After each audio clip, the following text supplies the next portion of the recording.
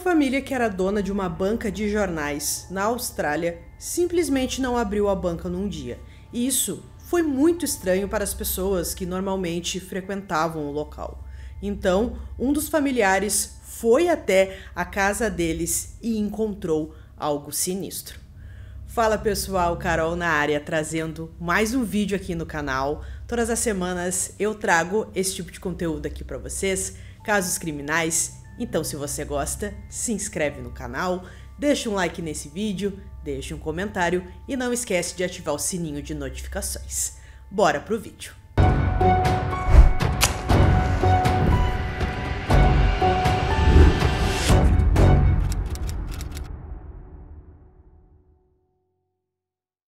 A história de amor do casal Lin começou no final da década de 80, durante seus estudos em uma universidade australiana. Os dois nasceram na China, mas cruzaram seus caminhos quando decidiram ir para a Austrália realizar o ensino superior. Compartilhando raízes e sonhos em comum, ambos se sentiam estrangeiros de uma terra distante, mas estavam unidos pelo desejo mútuo de começar uma nova vida na Austrália. Após se formarem, o casal se casou e se estabeleceu em um bairro tranquilo no subúrbio de North Epping, Sydney. O amor deles floresceu em uma família grande e unida, profundamente conectada e dedicada um ao outro. Em agosto de 1984, nasceu a primeira filha do casal, June Brenda Lin, que era geralmente chamada pelo seu nome do meio, Brenda. Mais tarde, eles deram as boas-vindas a Henry, que nasceu em 1997, e o caçula Terry, em 2000. No início dos anos 2000, Min e Yun decidiram empreender, abrindo uma pequena banca de jornal. A dedicação deles transformou esse começo modesto em uma próspera agência de notícias com uma divisão editorial na rua Rose. A família Lin prosperou, o que lhes permitiu desfrutar de um estilo de vida confortável, com uma casa espaçosa, um carro de luxo e educação particular de prestígio para os filhos. Min se dedicava aos negócios, enquanto Yun cuidava da casa e da criação dos filhos. Em sua comunidade, os Lin eram respeitados por seu trabalho árduo e bondade. Eles eram conhecidos como os pais exemplares e carinhosos, que nunca se envolviam em conflitos. Brenda, a filha mais velha, era uma excelente aluna, com um coração grande para os animais. Já os meninos eram enérgicos e apaixonados por esportes, compartilhando o amor pelo futebol. Os irmãos eram muito unidos, quase inseparáveis. Conforme os Lin se estabeleceram na Austrália e sua situação financeira melhorou, começaram a convidar parentes da China para visitá-los, morar com eles ou até mesmo ficar permanentemente.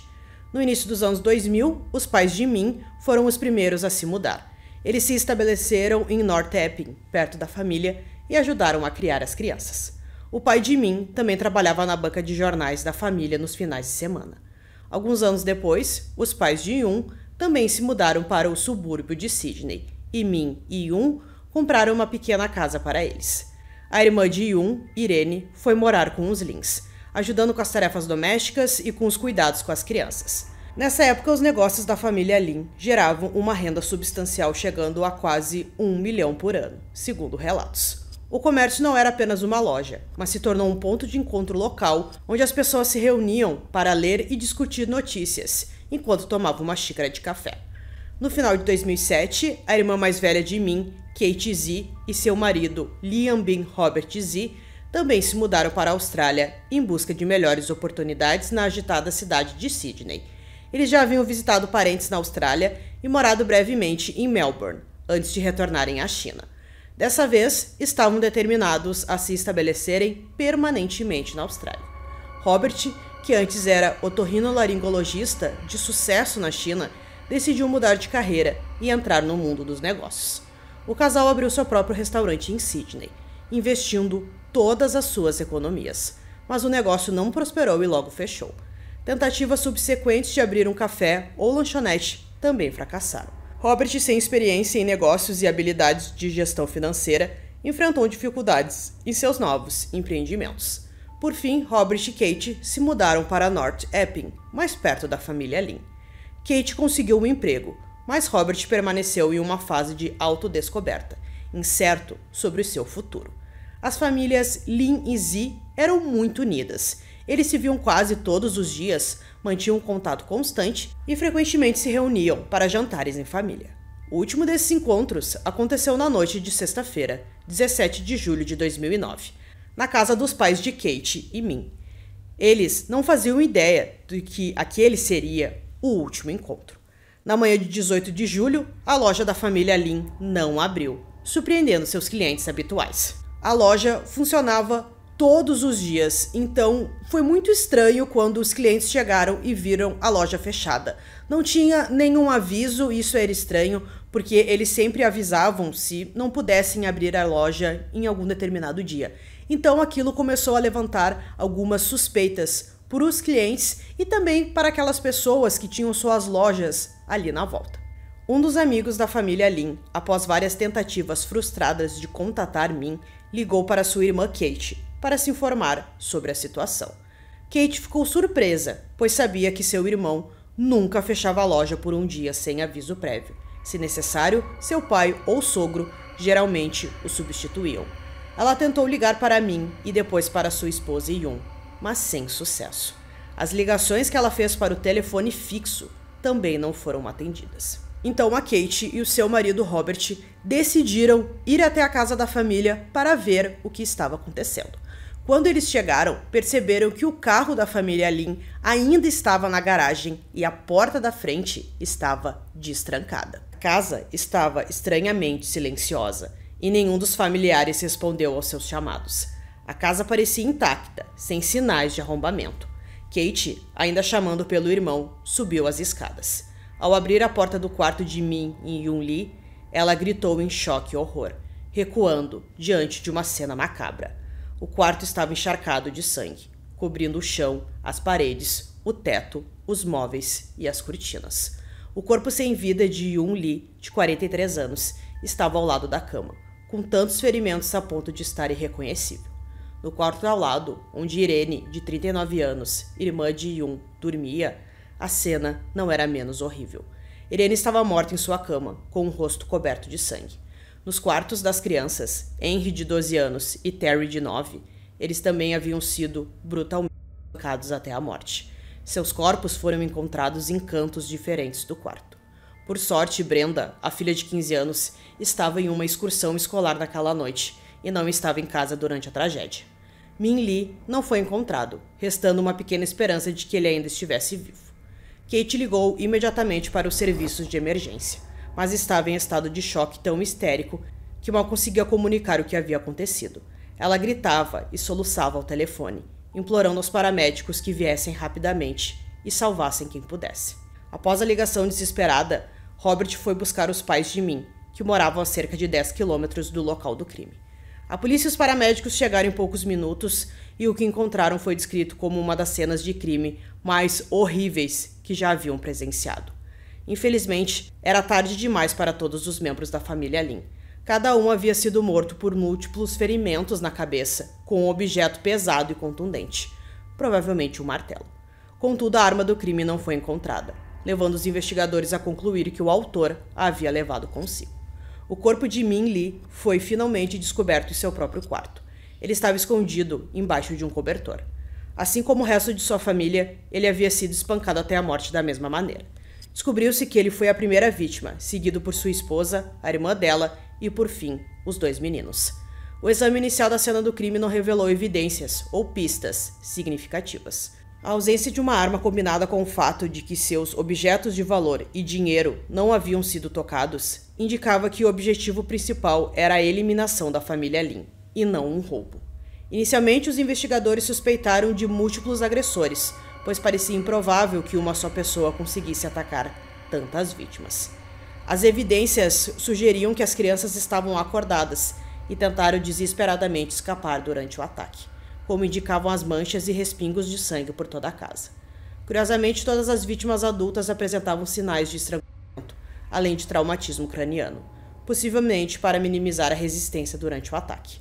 Em todos os cômodos foram encontradas pegadas de sapatos ensanguentadas. A marca do sapato não pôde ser determinada, apenas o seu tamanho. Nenhuma impressão digital estranha foi encontrada, sugerindo que o assassino ou assassinos usaram luvas. Inicialmente não havia pistas ou teorias sobre a identidade do autor do crime, já que familiares, amigos e vizinhos afirmaram que os Lins não tinham inimigos. Estima-se que o ataque tenha ocorrido entre meia-noite e 3 horas da manhã, do dia 18 de julho. Brenda Lynn, a mais velha e agora a única sobrevivente da família Lynn, estava em uma viagem escolar no momento da tragédia. Ela soube do que aconteceu pelas redes sociais e, a princípio, recusou-se a acreditar que tivesse algo a ver com sua família.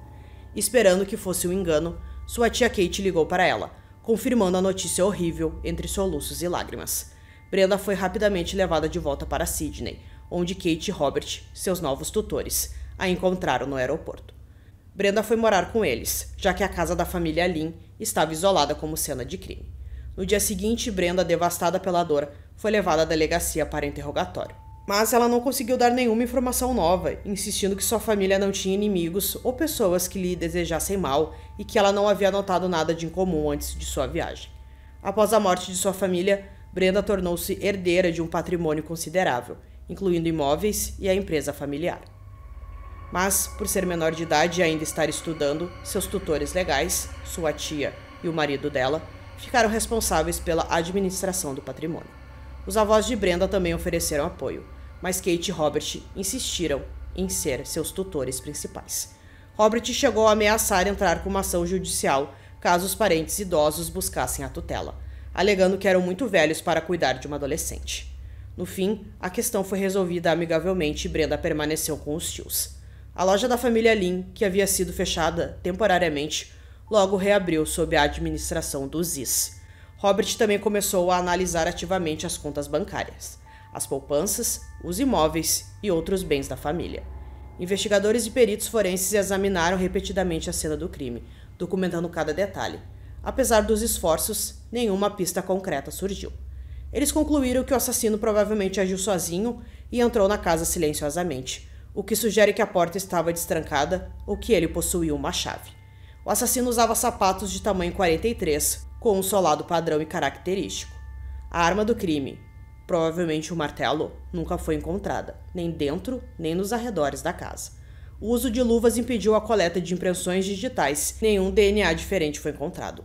Um detalhe peculiar e significativo foi a presença de manchas de sangue nas maçanetas de todos os quartos onde as vítimas estavam, indicando que as luvas ensanguentadas do assassino as haviam tocado. Mas não havia manchas de sangue na maçaneta do quarto de Brenda, comprovando que ela não estava presente.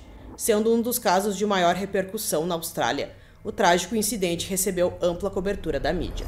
Na ausência de provas substanciais ou suspeitos, surgiram inúmeras teorias. Circularam rumores sobre uma suposta grande fortuna da família Lynn que poderia ter motivado os assassinatos.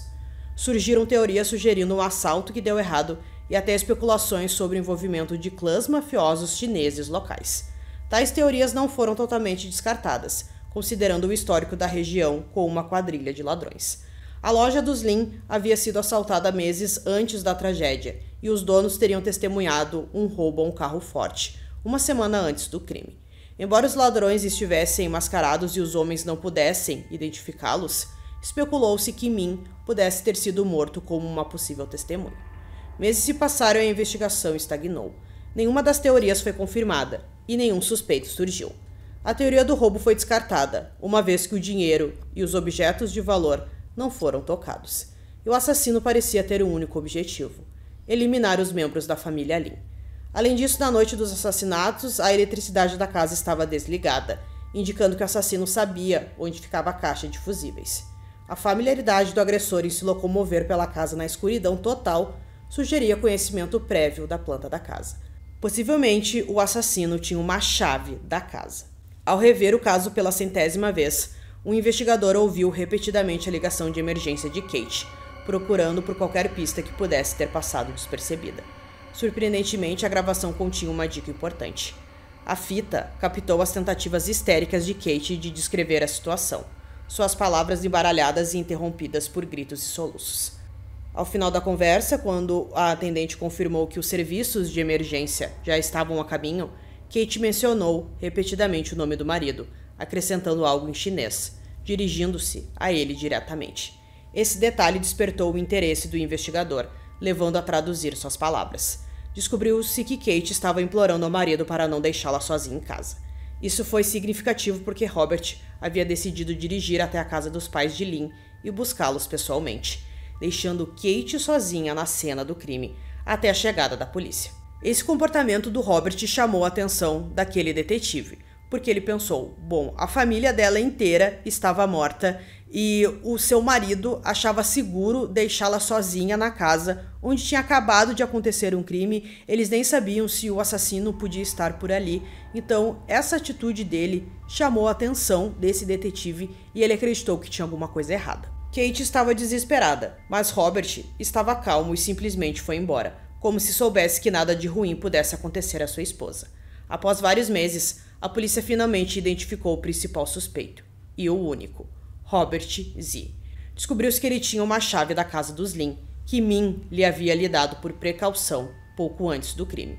Curiosamente, Robert nunca mencionou isso durante o interrogatório, e Kate desconhecia que seu irmão havia dado uma chave ao seu marido. Brenda revelou, sem saber, esse detalhe crucial aos investigadores. Investigações posteriores mostraram que a alegação de Robert de ser um otorrinolaringologista bem-sucedido era uma farsa. Embora possuísse um diploma de medicina, ele nunca havia se mantido em uma posição estável nessa área. Corria o boato de que ele havia fugido para a Austrália para evitar ser processado por supostas acusações de suborno na China. Na Austrália, Robert não conseguiu se estabelecer, desperdiçando suas economias restantes em empreendimentos comerciais mal-sucedidos. Depois de se mudar para North Epping, ele ficou desempregado, dependendo da renda de sua esposa e da ajuda financeira dos parentes de Kate. Após a finalização dos documentos de tutela de Brenda, Robert agiu como se tivesse herdado a propriedade dos Lin. Sua primeira medida foi despejar os pais de Yun da casa que Min havia comprado para eles. Os pais de Min e a família de Kate permaneceram na casa que havia sido comprada para eles.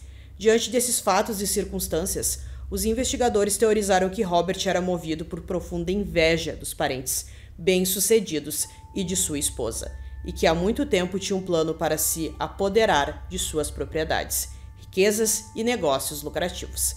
Apesar de viverem sob o mesmo teto que o assassino, Brenda e Kate não eram consideradas em perigo imediato. Brenda não suspeitava de nada sobre a verdadeira natureza de seu tutor, enquanto Kate era útil a Robert para manter o controle sobre os bens da família. Mas a polícia ainda não conseguia prender Robert devido à falta de provas concretas contra ele. A equipe de investigação obteve autorização para instalar diversas câmeras escondidas na residência do Z, com o objetivo de reunir as provas necessárias para comprovar a culpa de Robert. A descoberta aconteceu mais cedo do que eles esperavam, desencadeada por uma revelação acidental de Kate durante o interrogatório. Kate mencionou a preferência do marido por uma marca específica de sapatos. Alguns anos antes, Robert havia comprado 2 pares de tênis de edição limitada de que gostava. Ele havia gasto e jogado fora um par de sapatos, mas o outro ainda estava cuidadosamente guardado em sua caixa. Curiosamente, Robert calçava 43, o mesmo número do assassino. A principal prova surgiu quando Robert foi flagrado por uma das câmeras escondidas, destruindo a caixa que continha os sapatos mencionados. As imagens levaram à emissão de um mandado de busca para a casa do suspeito, onde foi encontrado um novo par de tênis tamanho 43. O padrão da sola desse tênis correspondia às pegadas encontradas na cena do crime. Além disso, em sua garagem, os investigadores encontraram um pequeno vestígio que lembrava sangue. A análise forense confirmou que se tratava de sangue e que continha o DNA das 5 vítimas da família Lin, ligando literalmente a cena do crime. Essa evidência levou à prisão de Robert, fornecendo finalmente à polícia a prova concreta necessária para agir. Ele negou qualquer envolvimento, alegando que o sangue encontrado em sua garagem estava lá depois que eles retornaram da residência dos Lin. Ele também minimizou a importância dos tênis como o mesmo padrão de sola encontrados na casa da família Lin, insistindo que eram novos e que ele havia descartado o par antigo imediatamente. Enquanto aguardava o julgamento, Robert, sem saber, dividiu sua cela com vários informantes. Em uma dessas conversas, ele confessou ter planejado meticulosamente o crime e apagado cuidadosamente seu rastro. Ele mencionou que havia comprado a arma do crime em uma loja sem câmera de segurança e que havia colocado sedativos no chá de sua esposa para que ela não acordasse nem percebesse sua ausência. Ele se desfez do martelo, dos tênis, da luva e das roupas de forma que jamais fossem encontrados. No julgamento, Robert negou tudo, e as únicas provas contra ele consistiam nos depoimentos de seus companheiros de cela e nas evidências circunstanciais já mencionadas. Como resultado, o júri não conseguiu chegar a um veredito unânime, e Robert foi liberado sob fiança em dezembro de 2015. O julgamento foi retomado em junho de 2016, com o depoimento de outro informante que alegou que Robert havia confessado ter um relacionamento íntimo com Brenda. Isso levou ao novo interrogatório com Brenda, durante a qual ela revelou, em meio a lágrimas, que Robert a havia coagido a ter relações sexuais pouco depois de ela começar a morar com eles. Temendo represálias, ela permaneceu em silêncio sobre o abuso por anos. Com essas revelações e outras provas, Robert Z. foi considerado culpado de todas as acusações. Ele recebeu 5 sentenças de prisão perpétua, uma para cada homicídio, sem possibilidade de liberdade condicional. Todos os seus recursos subsequentes foram rejeitados. Então, pessoal, concluindo esse caso aqui para vocês, imaginar que uma pessoa próxima ali da família cometeu esse crime por pura inveja do que eles tinham. Então, realmente é um caso terrível. Imaginar ali que aqueles meninos inocentes, todas aquelas pessoas perderam suas vidas só porque eles tinham uma vida estável e ali estavam indo muito bem com a banca de jornal. Então, que bom que a polícia conseguiu resolver esse caso, foi bem complicado, mas que bom que ele recebeu a sua pena. Então, eu espero que vocês tenham gostado desse vídeo. Esse foi mais um vídeo aqui no canal. Durmam bem e até o próximo.